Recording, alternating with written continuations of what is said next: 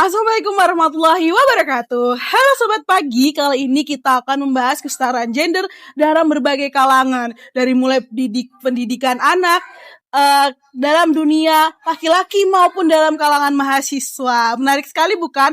Kali ini kita sudah mendatangkan 3 narasumber spesial yang sangat berarti dalam berbagai bidangnya. Oke, sekarang kita akan memperkenalkan siapa aja sih narasumbernya.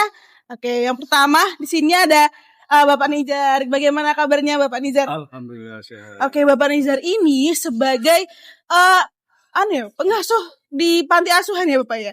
Panti asuhan di salah satu panti asuhan di Kalongan. Lah, di sini juga kita ada kepala sekolah di salah satu PAUD gitu ya. Ya, Oke. Di mana tempatnya Ibu ya? Di Boja, PAUD Zunuren Boja. Oh, PAUD Zunuren Boja, siap. Dah, di sini juga aku memanggil salah satu mahasiswa yang sudah aktif di dalam kampus. Oke, namanya Mas Sidki Almarus. Sekali. Nah, kali ini kita akan membahas kesetaraan gender dalam berbagai bidang. Mungkin kita mulai dari pendidikan usia dini ya teman-teman. Karena mungkin kesetaraan gender itu apa sudah bisa dimulai sejak dini. Oke, mari kita langsung tanyakan saja ke kepala sekolahnya. Oh iya, monggo Oke. silakan. Bunda Laili, sebenarnya di pendidikan PAUD ini kesetaraan gender itu sudah bisa dimulai atau belum sih? Untuk pendidikan anak usia dini, sebenarnya justru sebagai pendidikan basic untuk anak-anak usia dini mengenal gender mereka. Untuk pengetahuan dasar tentang dirinya sendiri dan juga tentang karakter dia, tentang laki-laki, tentang perempuan, dan juga ke lingkungan terdekat, ada ayah, ibu gurunya, juga teman-temannya. Jadi itu sangat penting sekali. Oke, jadi itu kesetaraan gender sangat penting ya untuk dia mengenal diri sendiri. Oke, ada kesusahan nggak ya kalau misalnya untuk menyetarakan kesetaraan gender berimbang dengan dia tuh harus mengetahui bahwa diri dia tuh laki-laki dan dia perempuan. Iya, untuk anak-anak usia dini, sebagai basicnya tadi yang saya sampaikan, anak-anak perlu mengetahui tentang dirinya sendiri. Aku laki-laki, aku perempuan. Apa sih ciri-cirinya? Dengan begitu, dia akan memahami tentang dia dan bagaimana untuk berinteraksi nantinya. Itu penting sekali. Jadi kalau untuk praktek di kegiatan anak-anak itu melalui bermain, melalui belajar berkelompok tentang laki-laki dan perempuan, dan itu tidak ada kendala sama sekali. Oh, tidak ada kendala sama sekali. Pernah menemui nggak kalau misalnya diri anak-anak sendiri sudah tahu kayak mengenal ini mainan untuk laki-laki, ini mainan untuk perempuan, atau mungkin warna ini warna laki-laki, warna ini warna perempuan di strata PAUD itu pernah menemui seperti itu nggak? Iya betul, anak-anak mereka membedakan mainan untuk laki-laki dan perempuan, warna tertentu itu justru bawaan dari rumahnya, dari orang tuanya. Kamu laki-laki jangan masak-masakan, kamu perempuan kamu warna pink. Itu bawaan. Dan kita memahamkan ke anak-anak bahwa semua mainan itu boleh digunakan sebagai media, baik itu laki-laki atau perempuan. Tidak masalah karena tujuan kita di PAUD anak-anak mengembangkan keterampilan basic dia, keterampilan dasar dia. Mulai dari fisik motorik halus. Jadi mainan itu tidak kita pisah-pisahkan. Bisa digunakan bersama-sama, baik indoor atau outdoor.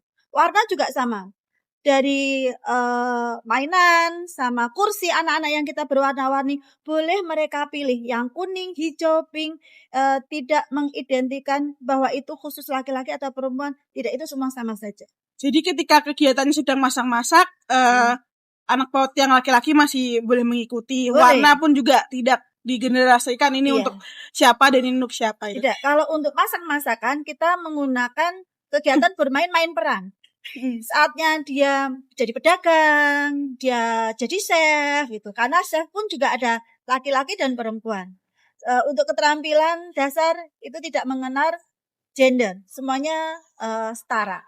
Oke, berarti untuk menyinggung tadi peran itu tidak misalnya semua itu sama, itu tidak mengganggu bahwa nanti dia untuk mengenal bahwa diri dia perempuan dan laki-laki tidak mengganggu sama sekali. Tidak mengganggu sama sekali. Oke. Nah, Menarik sekali ya. Berarti kesetaraan gender itu bisa disimpulkan bahwa memang sudah perlu dan dididik sejak dini gitu ya. Iya, sejak dini anak-anak sudah mulai enjoy dengan kegiatan domestik karena itu untuk keterampilan dasar mereka. Alasannya kesetaraan gender itu sudah sejak dini itu apa sih? Karena anak-anak itu biar memahami yang mereka lakukan menjadi pembiasaan. Udah biasa untuk bertanggung jawab terhadap tugasnya masing-masing. Jadi tidak ada yang namanya laki-laki tugasnya pengkhususan tersendiri tidak ada. Kalau untuk pendidikan anak usia dini, kami itu kan sebagai pondasi untuk aspek perkembangan. Jadi bisa melalui media apapun, termasuk mainan dan warna. Gitu. Oke. Untuk 3 narasumber sendiri nih, ini sudah setuju belum tentang kesetaraan gender? Setuju. Oke, kalau dari Mas Iki dulu, kenapa sih bisa setuju tentang kesetaraan gender? Karena menurut saya baik itu laki-laki maupun perempuan, terutama saya sebagai mahasiswa ya, baik itu mahasiswa dan mahasiswi, kita sama-sama manusia, itu yang pertama. Dan yang kedua, kita ini hidup di lingkungan yang sama. Dan menurut saya juga setiap manusia ini memiliki hak dan kewajibannya masing-masing. Mungkin kesetaraannya dimaksud ini mungkin emang dengan cara yang berbeda, tapi tentu memiliki porsinya masing-masing. Jadi kesetaraan itu belum tentu yang sama gitu ya Mas Iki? Iya, dengan cara yang berbeda. Kalau untuk Bunda Laili sendiri, kenapa sih kesetaraan gender itu sangat didukung oleh Bunda Laili? Iya, saya harapannya anak laki-laki itu tidak patriarki. Jadi tidak mau mengerjakan itu khusus untuk perempuan, itu tanggung jawab perempuan, itu tanggung jawab ibu, tidak. Selama laki-laki dan perempuan itu bekerja sama, tanggung jawab itu bersama-sama, tidak ada yang namanya patriarki. Karena kalau sudah laki-laki atau perempuan ya menganut paham patriarki, nanti cenderung diskriminasi. Seperti itu. Semoga dari anak usia dini sudah memahami bahwa laki-laki dan perempuan itu memiliki kewajiban dan hak yang sama, terutama di bagian domestik seperti itu. Oke, kalau untuk Nizar sendiri bagaimana? Jadi setuju ya sama Mas Iki sama kembali persamaan gender itu kan memang harus ada. Cuman yang membedakan kan hak kewajiban. Kebetulan saya pengasuh panti asuhan dan kebetulan panti asuhan itu mengasuh anak laki-laki semua. Nah ini kan kita mencoba untuk memberikan pendidikan siapa sih laki-laki, siapa sih perempuan, apa sih hak dan kewajibannya. Masing-masing kan punya hak kewajiban yang sama. Jadi tempat kami di laki-laki semua itu kita ajarkan bagaimana berinteraksi dengan perempuan, bagaimana memperlakukan perempuan. Tapi tidak harus tadi patriarki tadi menghindari pekerjaan perempuan. Tidak, karena kami di situ ada piket masak, piket kebersihan, harus cuci baju sendiri. Itu yang kami terapkan. Jadi tidak ada bedanya, saya kira yang membedakan kan hak dan kewajibannya saja. Oke, berarti tadi menyinggung ternyata di panti itu semuanya laki-laki ya Bapak ya? Laki-laki.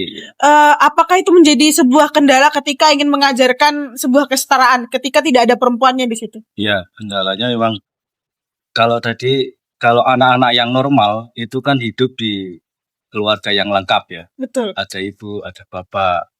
Tapi kan di tempat kami itu seringnya tidak lengkap. Ada yang hanya ayah saja. Ada yang hanya ibu saja. Ya. Kendala kami di situ, di tempat kami jarang para anak asuhnya itu interaksi dengan lawan jenis. Betul. Jadi kan laki-laki semua. Jadi kami mencoba memberikan pengertian bahwa kamu nanti tidak hidup di panti asuhan saja. Nanti suatu saat akan hidup di luar, berinteraksi tidak hanya dengan laki-laki saja, tapi nanti di situ ada perempuan. Nanti suatu saat kalian berinteraksi dengan istri kalian, berinteraksi dengan anak kalian yang perempuan, kan gitu. Oke. Berarti tadi di panti itu juga mengajarkan pekerjaan domestik yang sering dianggap sebagai pekerjaan perempuan. Iya, keterampilan domestik itu juga harus dimiliki oleh laki-laki. Harus laki-laki. Tidak terhalang. Ini pekerjaan perempuan, ini nggak boleh kan gitu. Kita mencoba tadi membiasakan keterampilan domestik itu ada. Kan sudah kita ngambil contoh dari kehidupan sehari-hari Rasulullah ya. Rasulullah itu kan sering membantu pekerjaan rumah istrinya ketika beliau di rumah. Misalnya menjahit baju sendiri, membantu memasak, itu sering dilakukan Rasulullah. Ya, itu. Jadi emang diterapkan gitu ya. Iya, diterapkan. Berarti dari Islam sendiri itu sudah mengejarkan kesetaraan gender. Kesetaraan gender, tidak membeda-bedakan. Kalau di panti sendiri biasanya menerima dari usia berapa sih, Pak? Maksimal kita nerima usia 8 tahun 8 tahun. sampai 12 tahun. Nanti di panti itu selama berapa tahun nih? Sampai usia SMA. Sampai usia SMA, Ya. setelah itu dia terlepas dari Ya. panti itu. Oke, berarti Bapak Nizar sendiri itu sudah mengayomi anak sedari kecil sehingga dia tuh sudah siap untuk lepas dari panti itu. Iya, betul. Untuk di panti sendiri, kita tahu di sekitaran gender itu ada yang namanya maskulinitas. Seperti misalnya laki-laki itu harus selalu kuat, laki-laki itu tidak boleh menangis. Apakah maskulinitas itu terjadi di panti dan Bapak sendiri itu mendukung maskulinitas tersebut atau tidak? Tapi agak tidak sepakat ya kalau laki-laki nggak boleh menangis, laki-laki nggak boleh berkeluh kesah. Itu saya kurang sepakat. Maskulinitas di sini kan lebih ke tanggung jawab. Tanggung jawab laki-laki itu apa? Kepemimpinan kayak di Al-Quran itu kan ada ar-rijalu qawwamuna 'alan nisa. Laki-laki itu pemimpin perempuan, artinya lebih cenderung ke tanggung jawab, memimpin, mengayomi, memelihara. Ya, itu kan kata tafsirnya dari ulama kan seperti itu. Mengayomi perempuan, memelihara, merawat, mengasuh perempuan. Karena laki-laki itu harus ada 4 yang harus dia ayomi. Oh, apa aja itu, Pak? Yang pertama, ibunya. Ya, 4 perempuan yang harus dia ayomi. Yang pertama, ibunya. Yang kedua, saudara perempuannya selama dia belum berkeluarga. Kalau anak laki-laki kan selama dia balik. Kalau balik dia sudah lepas. Tapi kalau perempuan usia berapapun selama dia belum ada yang tanggung jawab, ini di bawah tanggung jawab laki-laki. Dalam hal ini ayahnya. Yang ketiga istrinya. Dan yang keempat anak perempuannya. Selama dia belum ada yang tanggung jawab. Berarti maskulin ini tuh lebih ke sebagai ketanggung-jawaban gitu ya. Bukan tidak boleh menangis, harus selalu kuat tuh bukan. Di panti ada program yang namanya evaluasi mingguan. Oh, isinya apa itu? Isinya kita kasih kesempatan diskusi antar anak.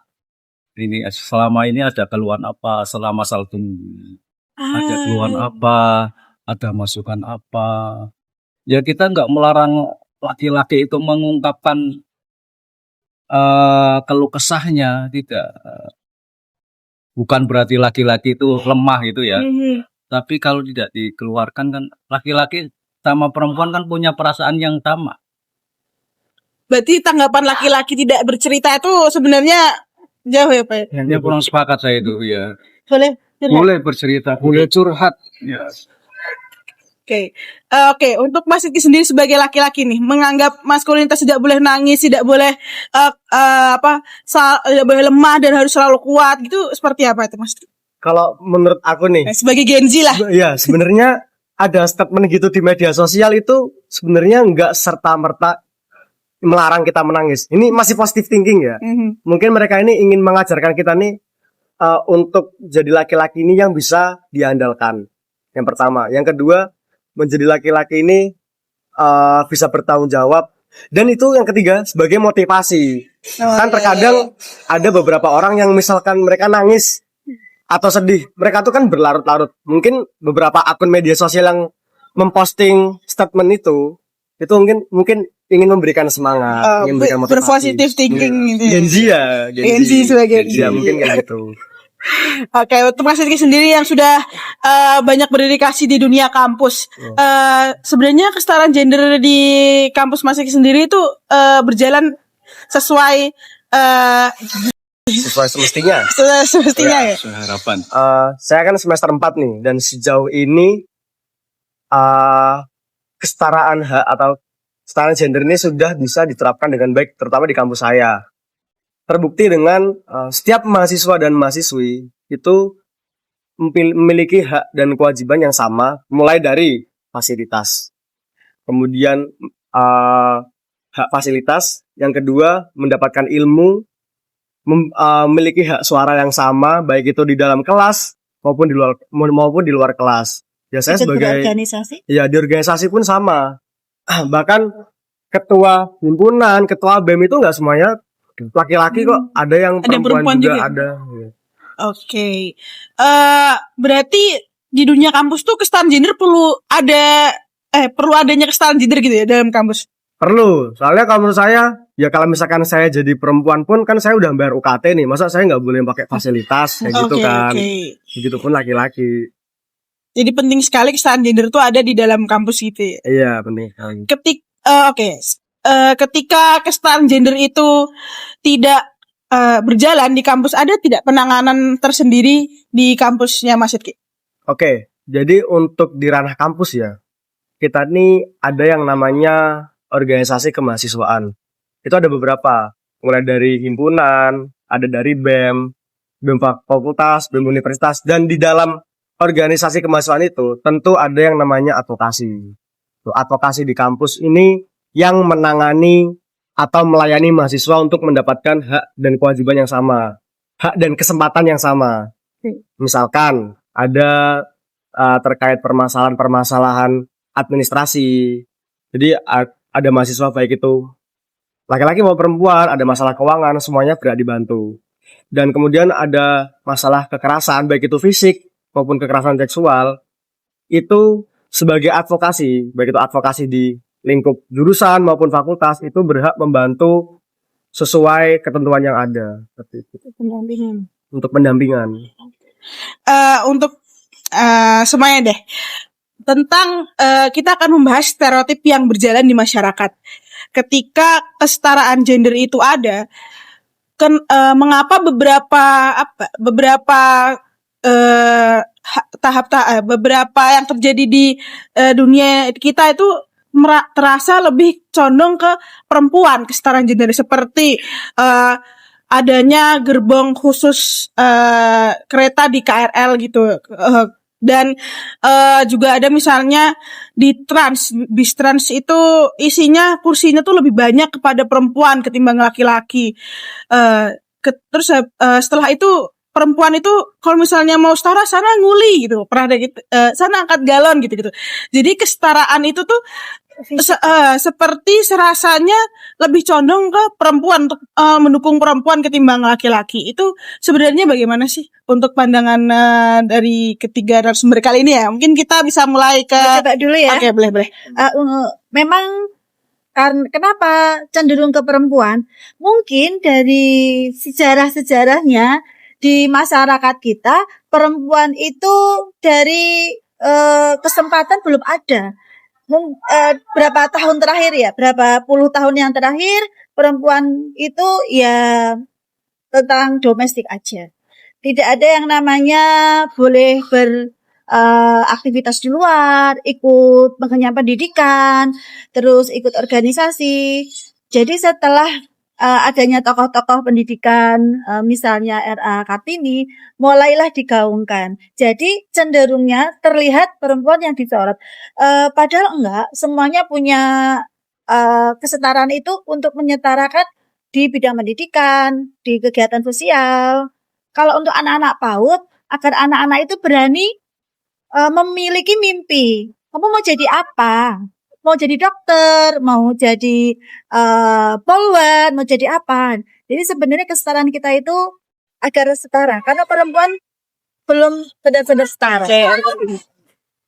Mungkin kalau yang lain, ada pandangan lain? Kalau saya pribadi sih, fasilitas sebetulnya sama ya. Sama juga. Mungkin saya pribadi loh ya. Mungkin secara presentasi, perempuan lebih banyak rentan terkena pelecehan dan sebagainya.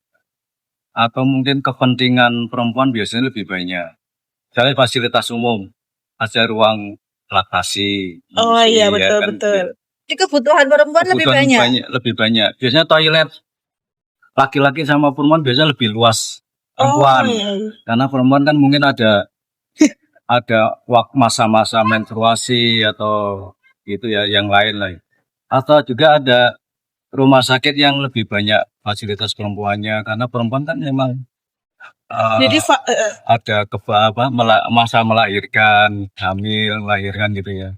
Tapi saya kira ada banyak kok fasilitasnya laki-laki yang sama lah gitu, kita tidak merasa dibeda-bedakan. Saya sebagai laki-laki loh, apa itu contohnya? saya tidak merasa dibeda-bedakan kok di rumah sakit, punya hak dan Masih punya hak yang sama gitu. ya. Masih seimbang gitu ya. Cuman memang untuk fasilitas umum yang lain memang kami maklum, memang kepentingan Karena memang untuk kebutuhan perempuan lebih banyak. Lebih banyak.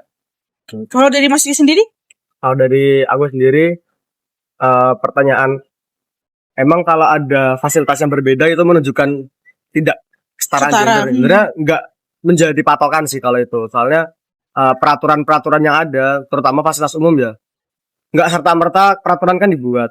Jadi kan pasti ada alasan tertentu ya. Mungkin saya setuju dengan Bapak Nizar, wanita ini emang lebih rentan. Misalkan mungkin saya memberikan analogi ya, di jalan pun kalau misalkan dicopet, dijambret, kalau laki masih bisa ngelawan, kalau perempuan itu mungkin lebih kecil persentasenya, mungkin lebih Jadi sasaran lebih itu ya. lebih empuk jadi sasaran. Makanya kadang korban banyaknya perempuan pelecehan ya, kayak gitu.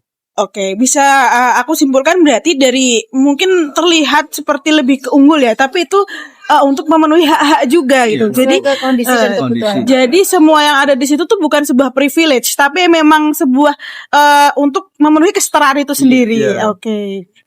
Oke, terima kasih untuk pagi yang cerah ini dari Pak Nizar, Sama-sama. dari Bu Laili dan Mas Diki sendiri. Keren sekali pembahasan kita kali ini. Jadi kesetaraan gender itu penting adanya untuk mendukung keadilan dan juga kebersamaan bersama untuk keseimbangan dan keberlangsungan hidup yang sejahtera. Oke, teman-teman semua, selalu dukung kesetaraan gender dimanapun kalian berada, karena kesetaraan itu hak dari semua masyarakat di Indonesia. Sekian dari saya. Wassalamualaikum warahmatullahi wabarakatuh. Bye-bye.